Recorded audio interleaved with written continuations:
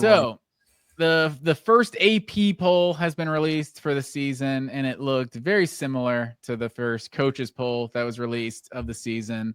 Dogs come in at number 5. Any thoughts on this AP poll? I can read how they're different. If you want to go through that real quick. Texas is 1 in this one. Penn State a spot higher at number 2. Ohio State, they just switched. They're spot lower at number 3. Clemson 2 spots higher at 4, and then Georgia at 5, and Notre Dame 6. Oregon, the last one that got a first place vote at 7. What's interesting about this, top 6 teams all got a first place vote in both polls except for Notre Dame. So Notre Dame is 5-1, 6 and another, and they're the only team that's up there that didn't get any first place votes. I know you don't want to base it off of just who beat who last year, but it is interesting that Georgia's 1 spot below a team that they beat by 27 in week 1, and then they're 1 spot above the team that beat them in the playoff at the end of the year. It's that's true. I don't know. And they're 4 spots below a team they beat twice, and they're 3 spots 3 spots ahead of a team that beat them in Alabama. Yeah, it looks like I guess that's why you can't play that game, because then you're just gonna point at each individual ranking and be like, well, they're here and they're here. But like, yeah, I don't know. I wouldn't. I guess this list is really made with like how much production you're bringing back in mind, which. Again, I don't know. I don't know why I said that, because that's what you do with preseason rankings. But Penn State above Ohio State is very interesting because, this is the most hype Penn State has gotten going into a year, and as long as I can remember, man. So we'll see if this is the year where they decide to win a big game. Yeah, and that's not particularly close either. Like Texas had 25 first place votes. Penn State had 23. Like that's right there. That was closer than the coaches poll was.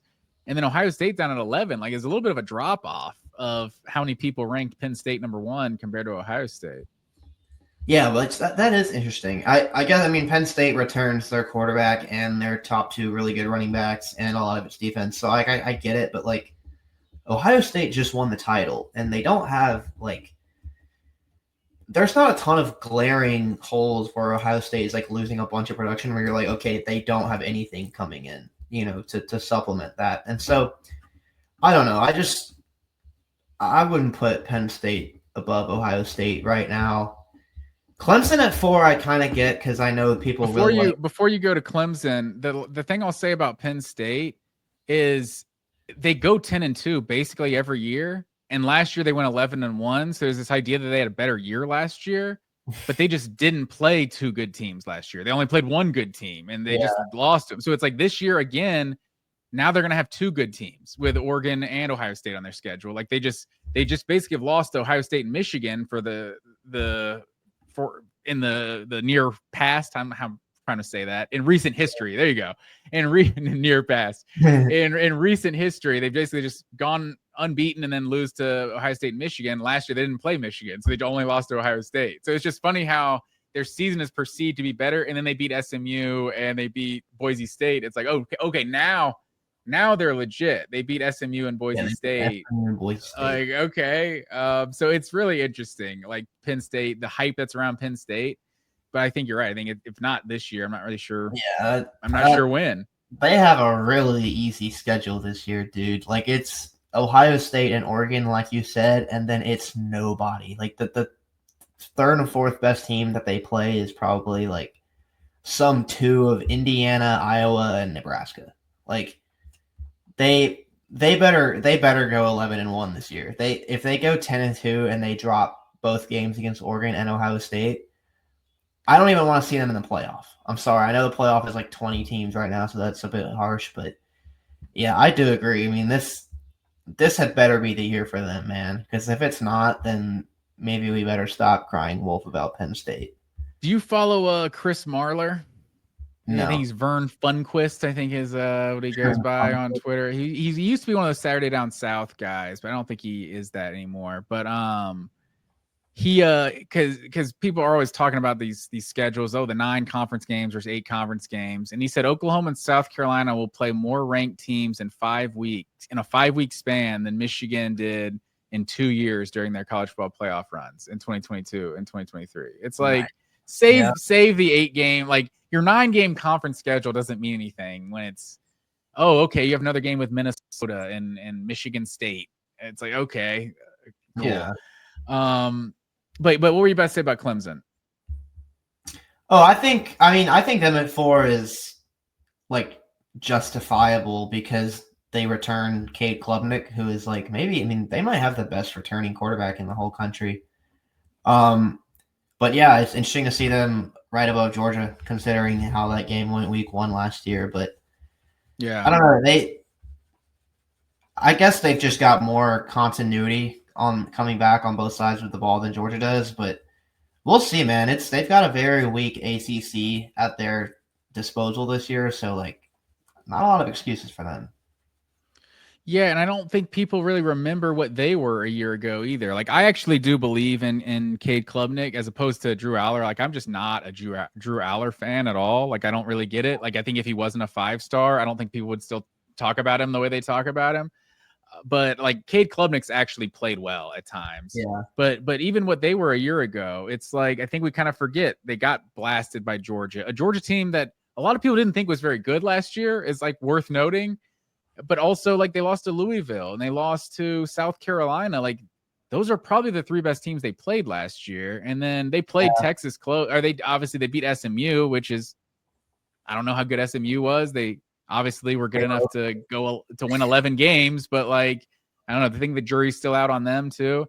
They played Texas tough, but I don't know. I think a lot of people are looking at the, like, kind of have the stargazers, if you will. Like they're like almost draft board gazers at this point. They're like, I mean, they got like 5-6 first round picks on this team. They have to be one of the best teams in the country, but it could just be 5 or 6 really, really good individuals. And the team is actually not that deep. Like, I don't know. I'm curious how Clemson goes from being a 3-loss ACC team last year to being a top 5 team in the country this year.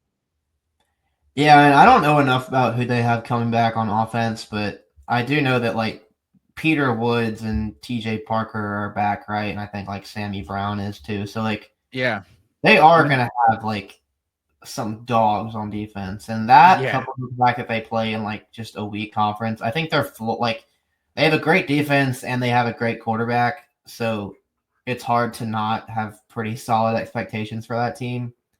So like, I get why people, I guess, feel more safe about them than they do about Georgia, because Georgia just has so many unknowns. Yeah, and one of the few teams up here that actually does have like a known at quarterback too. No, I definitely get that. I think there's a very good chance that Clemson ends the season as the 5th ranked team in the country. You know what I mean? Like, I would not be surprised at all if that happened. But are they a legit top 5 team in like a power ranking way? Like, will that remains to be seen. But yeah, I'm really curious. There seems to be a lot of hype around Clemson this year. But yeah, I mean, Georgia's sitting at and just to finish out the top 10, 7, 8, 9, 10 were the same in both polls: Oregon, Alabama, LSU, and Miami. So I think Georgia sitting at 5 is about where Georgia fans want to be. Like, if they were any lower than that, they'd feel disrespected. If they were higher than that, they'd be like, oh, I don't know. They only got one AP poll, one first place vote in the AP. I guess it was Brett McMurphy, right? Is he an AP voter? Because that dude picked Georgia to win it all, I'm pretty sure. So that's probably who it was. Yeah. Yeah, I don't know. I don't have anything. I don't have like any crazy opinions on this list, but I think 5 is a good spot for Georgia. I would say, in terms of just like, we know they're talented, we're just not really sure where yet. Yeah, exactly. I think a lot of people don't necessarily know the names of the guys that are going to be impact players, but I think we're going to have some impact players, and that's going to be our newcomer impact player, our segment later in the show. But that's going to be our main topic for tonight. But that's all I really had to say about the AP poll. It's good to see these numbers now. You know, people just kind of throw around power rankings and stuff like that. We got the polls out now. It's just nice to see that number next to your team. It is.